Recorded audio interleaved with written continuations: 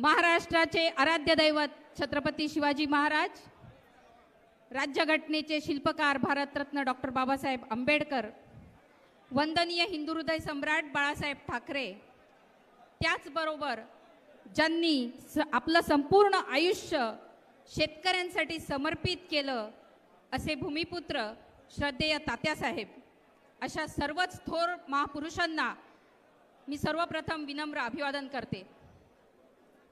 आजच्या या निष्ठावंत शिवसैनिकांच्या मेळाव्यात क्रांतीचं बीज पेरण्यासाठी अगदी तात्यासाहेबांपासून या पाचोरा भडगाव वर विशेष प्रेम असणारे महाराष्ट्राची बुलंद तोफ आदरणीय संजयजी राऊत साहेब, मला असं वाटतं की या बुलंद तोफेला सलामी देण्यासाठी आपण सगळ्यांनी टाळ्यांचा कडकडाट करून त्यांचं स्वागत करावं।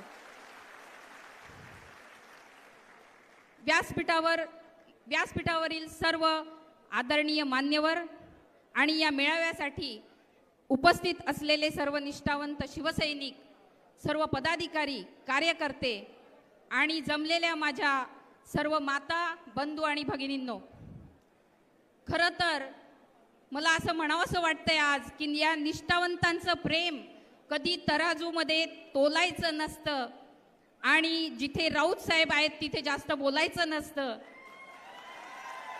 म्हणून मी जास्त बोलणार नाही। पण कारण की साहेबांना आज इथे येऊन सगळ्यांचाच हिशोब घ्यायचा आहे, त्यामुळे मी जास्त बोलणार नाही। बांधवांनो, हा निष्ठावंतांचा जनसागर बघून माझं मन खरोखर भरून आलंय। जे गद्दारी करून गेले ते इतिहासाची जीर्ण पानं होती आणि आता समोर जे आहेत ते इतिहास घडवणारे निष्ठावंत शिवसैनिक आहेत आणि या निष्ठावंतांच्या हातातली जी मशाल आहे त्या मशालीने येणाऱ्या विधानसभेत हे गद्दारीचं पाप जे आहे ते जाळायचं आहे। ही मशाल इतिहास घडवणार आहे। बांधवांनो, या पाचोरा भडगाव मतदारसंघात शिवसेनेची बांधणी शिवसेना प्रमुखांच्या कडव्या शिवसैनिकांनी, निष्ठावंत शिवसैनिकांनी लाठ्याकाठ्या खाऊन प्रतिकूल परिस्थितीमध्ये खडतर परिश्रम घेऊन उभारणी केली। सत्ता नसल्यामुळे प्रचंड हाल अपेष्टा सहन करून त्यांनी संघटना जिवंत ठेवली। पुढे शिवसेना प्रमुखांच्या विचाराने प्रेरित होऊन तात्यासाहेबांनी शिवसेनेत प्रवेश केला। तात्यांच्या प्रेमापोटी साहेबांनी पाचोऱ्यात ऐतिहासिक सभा घेतली आणि या सभेला प्रचंड असा जनसमुदाय त्या काळात उसळला होता।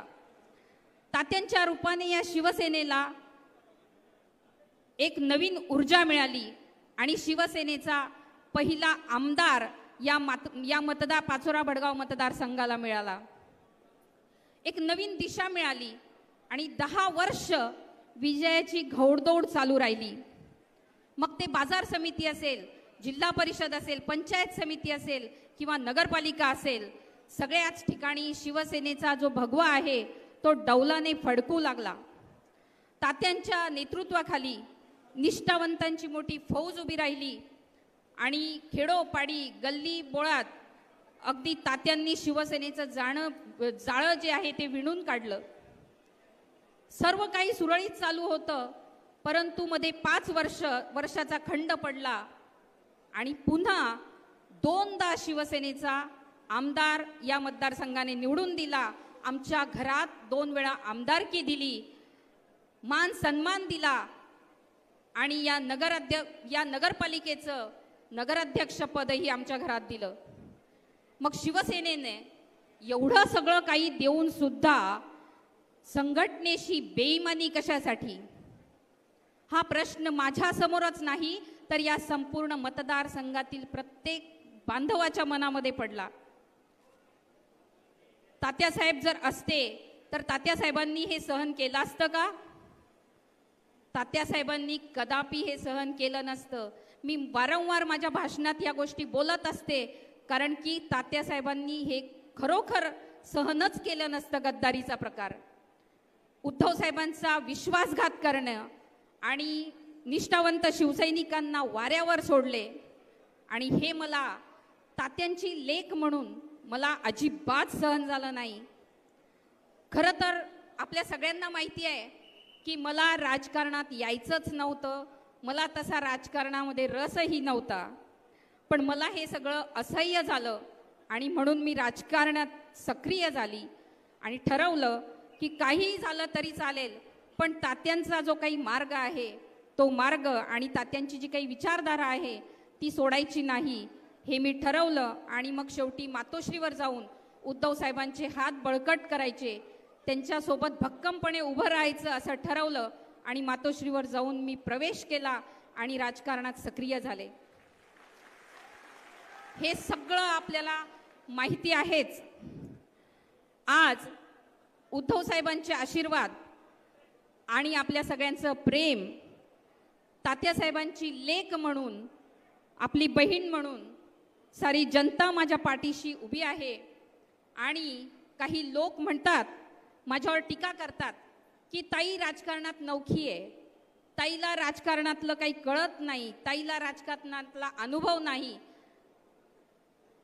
पण मी आपल्याला सांगते, ते जर माझ्यावर असं टीका करत असतील की ताई राजकारणात नवखी आहे, ताईला अनुभव नाही, तर कदाचित त्यांच्या काही गोष्टी खऱ्या असतील.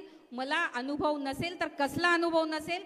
खरंच मला अनुभव नाही भ्रष्टाचाराचा, मला अनुभव नाही टक्केवारीचा, मला अनुभव नाही गद्दारीचा आणि मला अनुभव नाही लाचारीचा. या गोष्टींचा मला खरंच अनुभव नाही. पण मी एक सांगते, मी तात्यासाहेबांची मुलगी आहे, मी त्यांच्या पावलावर पाऊल ठेवून मी हे सगळं यशस्वी करून दाखवणारच आहे. हे गुण माझ्यात जन्मजात आहे. कष्ट करण्याची आणि मेहनत करण्याची माझी प्रवृत्ती आहे, नवीन शिकण्याची माझी प्रवृत्ती आहे, त्यामुळे मी हे करून दाखवणारच आहे. पण तुम्ही जे सांगतात त्या पद्धतीचे विचार मी कधीही घेणार नाही. कधी ऐकलं होतं का आपण सगळ्यांनी तात्यासाहेबांच्या काळामध्ये हे शब्द? टक्केवारी, कमिशन, भूखंडाचा बाजार, हे शब्द ऐकले होते का आपण? कोणी जन्म दिलाय या शब्दांना? करू शकतात का तुम्ही आतापर्यंत तात्यासाहेबांवर टीका? आज तात्यासाहेबांना जाऊन 5 वर्ष झालेत, कुणी एक माणूस सुद्धा तात्यांवर त्या पद्धतीची टीका करू शकत नाही. काय अधिकार आहे तुम्हाला तात्यांना त्यांचा वारसा म्हणून घेण्याची? का म्हणून आपण तात्यांचा फोटो वापरतात? आपण निष्ठा सोडलेली आहे, आपण तात्यांचा फोटो वापरू शकत नाही, हे मी वारंवार व्यासपीठावरून सांगते आहे. यापुढे अजिबात तात्यांचा फोटो वापरायचा नाही.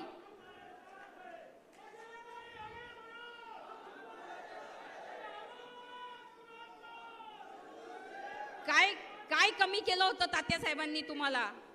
तात्यासाहेबांनी आणि उद्धव साहेबांनी तुम्हाला काय कमी केलं होतं?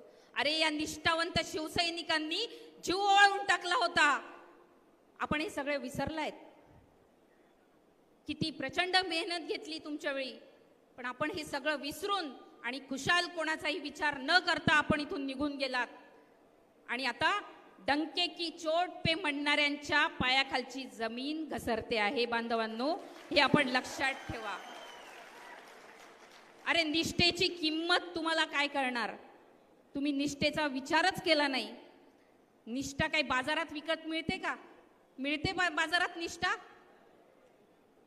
यांना असं वाटत होतं की बाजारात निष्ठा मिळते म्हणून त्यांनी निष्ठेचा विचार केला नाही आणि खुशाल निघून गेले. पण बांधवांनो, मी आपल्याला एक सांगते, सत्य परेशान होता है पर पराजित नहीं.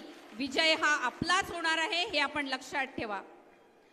होय, छाती ठोकून सांगते मी की मी वारसा तात्यांचा आहे.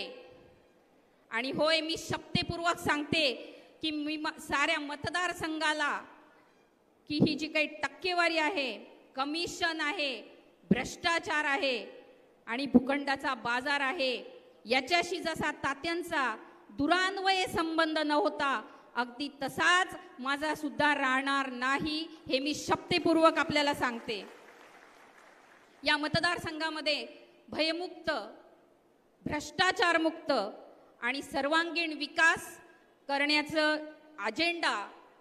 मी काढणार आहे. फालतूचे आरोप प्रत्यारोप आणि दुहीचं राजकारण माझ्या रक्तातच नाही आणि राजकारण करणं किंवा राजकारण हा माझा धंदा नाही. तुमचा असेल कदाचित, पण माझा राजकारण धंदा नाही. माझा व्यवसाय खूप व्यवस्थित आहे, त्याच्यामुळे राजकारणातून हे प्रकार करण्याची मला आवश्यकता नाही आहे. हे आपण सगळेजण बघतात आणि आपल्या सगळ्यांना माहिती आहे. हा इतिहास तात्यांपासून आलेला आहे.